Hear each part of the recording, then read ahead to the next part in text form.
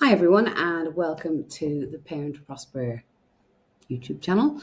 We are going to be talking today about what happens during family gatherings when your child is just falling apart at the seams and what to do about it. So at the moment in this part of the world where I'm based, we have Eid, which is the Islamic celebration, and all the children are off for a week. People tend to travel at this time, and this is typically just like other major holidays and religious festivals. This is typically when we see families finding things hard. So, you spend all day or all week getting ready, you pack the snacks, you remember the extra clothes, and you remember that the last time you went to spend time with family, there were lots of comments. So you mentally prepare yourself for the comments and you arrive already slightly stressed. And then within 20 minutes, let's say your child is screaming or refusing food or clinging to you or hitting their cousin who they haven't seen in 6 months or melting down under the table. And it just feels like everyone is watching you. And maybe someone says, a well-meaning aunt, a parent, a sibling, they never do this with me. Or they just need firmer boundaries. Or the classic, well, my children never behaved like that. And now not only is your child overwhelmed, but you are too. So if you have ever left a family gathering feeling embarrassed or defeated or overstimulated or just wondering what on earth happened to your child, this video is for you. One of the biggest shifts that happen when we start looking at behaviour through a nervous system lens is this.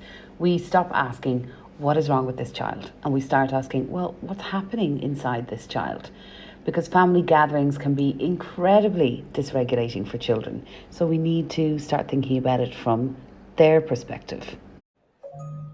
Actually, this makes so much sense. There are different smells, there are different foods, loud voices, unpredictable attention from well meaning relatives. There's overstimulation. Quite often, everyone's crammed into one room or a small area. Broken routines. I can't tell you how many times I've decided, let me just let them stay up a little bit longer because, we're with family, and have intensely regretted that later bedtime. Too many people in their space. We also have sometimes adults expecting hugs or conversations, but even though these are family members, maybe your child hasn't seen them for weeks or months on end. So there isn't that safety or familiarity there. You've got cousins touching their toys, wanting to play, not sharing. You've got sugar, because that always comes out during these holidays. And then you've just got exhaustion, the exhaustion of travel, the exhaustion of socializing. And all of this is happening while their brain is still developing the ability to regulate emotions. Young children, especially, do not have a mature nervous system. So when they become overwhelmed, we are going to see that through their behavior. And when the spotlight feels like it's on us, it's easy to lapse into the thinking of, okay, now my kid is just being manipulative. Now they're just trying to embarrass me. And honestly, it's not that you are doing anything wrong as a parent. The whole system, the whole situation is an overwhelming one. And their behavior is communication. I think what makes these situations so hard is that most of us are not just managing our children's emotions, we're also managing our own history and our own feelings around being judged. Um, Particularly when we go back to our childhood homes, many of us feel like kids again on some level. And when your child is melting down in front of your family members, it can trigger something very deep.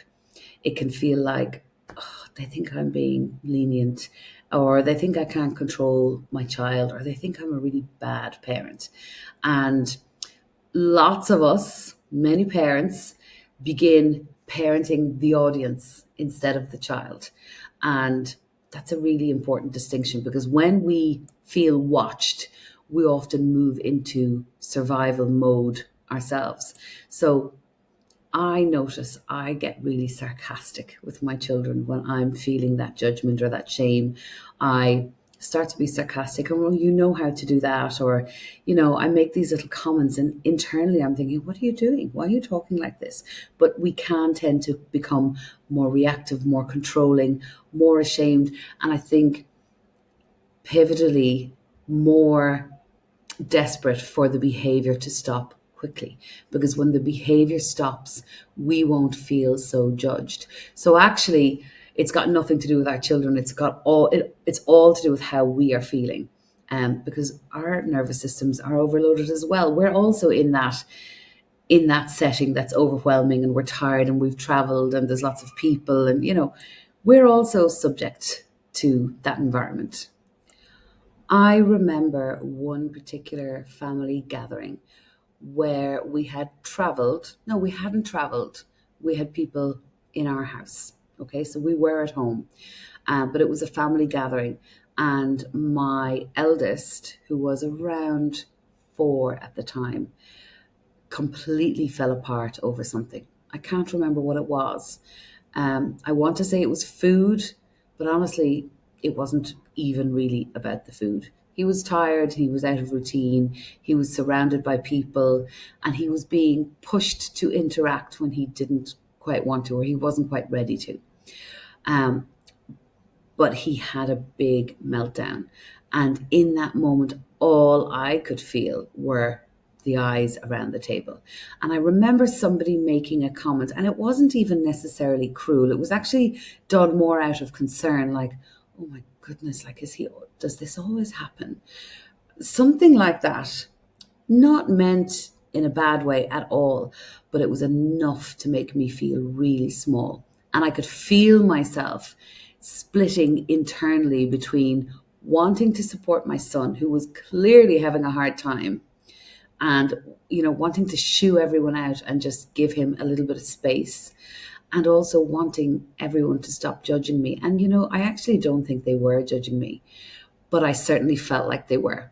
And I replayed that moment for days afterwards. And hey, look, if I can remember it 8, 9 years later, then yes, I definitely mulled over it.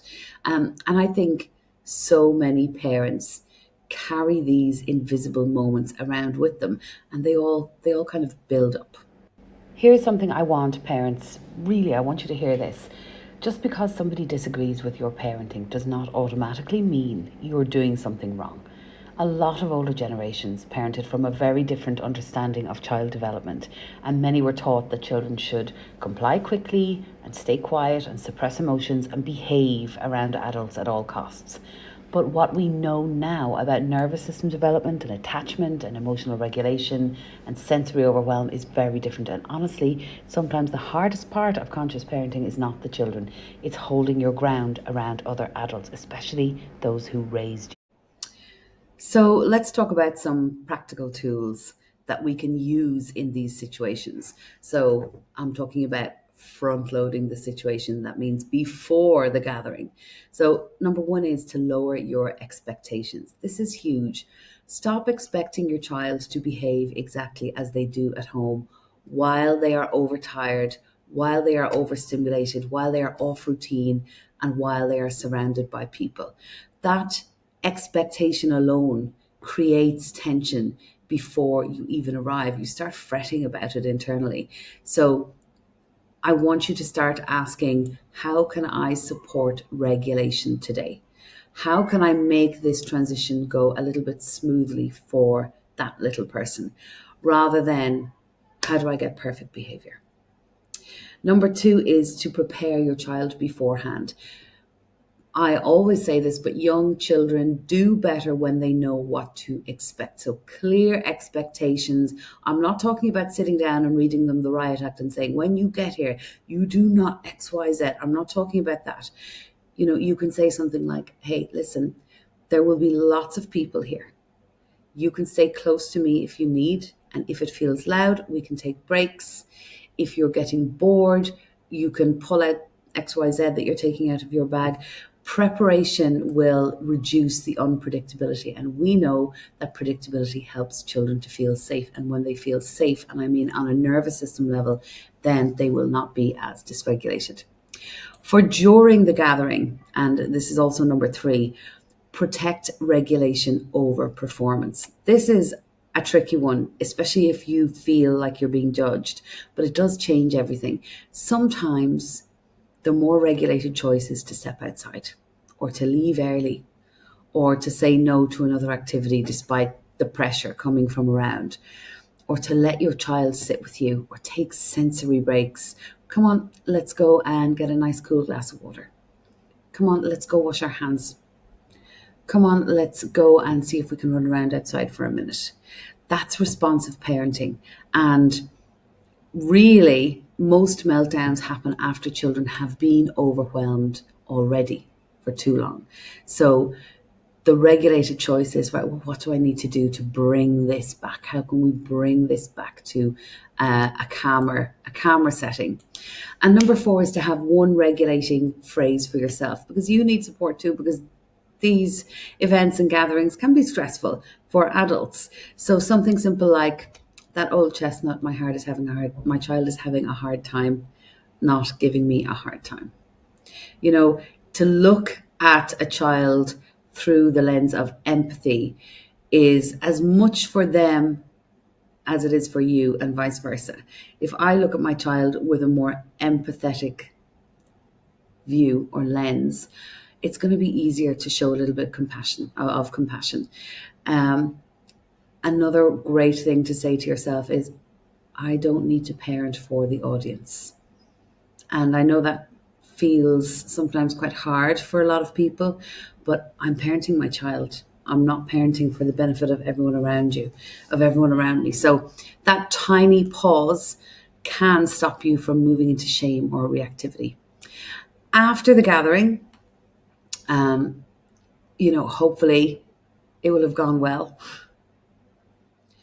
One thing that I have seen over and over again, both personally and in my work with parents, is that these situations change when we stop seeing the child as the problem. When parents begin understanding regulation and overwhelm and sensory load and emotional safety, that's when things start to shift. Is it, are you going to look at this video today and then launch into a lovely Eid day tomorrow and have it all go perfectly? No. But everything does shift. It might not shift overnight and it might not shift perfectly, but gradually, when you stop looking at your child as the problem, when you focus on regulation, when you focus on, your phrases to keep yourself calm, like, I'm not parenting for anyone else, I'm only parenting for my kid here. Gradually, the family gatherings stop feeling like emotional battlefields. And that's not to say your children won't push the boundaries. They absolutely will. But you'll be better equipped to handle that with more practice. And you will stop panicking about every behaviour. And your children will start feeling a little bit safer. And there's less shame for everyone involved. So if this spoke to you and you are parenting a child who seems to completely unravel during family events or transitions or holidays or overstimulating environments, you're not alone. It's nearly a universal parenting experience. I support parents through exactly these kinds of challenges, from toddler meltdowns to emotional overwhelm to power struggles and stroppy teenagers and nervous system regulation. So my links are below if you would like to explore working together, whether that's through a masterclass or a workshop or one-to-one coaching. And you can also come to find me on Instagram, where I share more grounded, developmentally informed parenting support every week. So take care of yourselves this holiday season.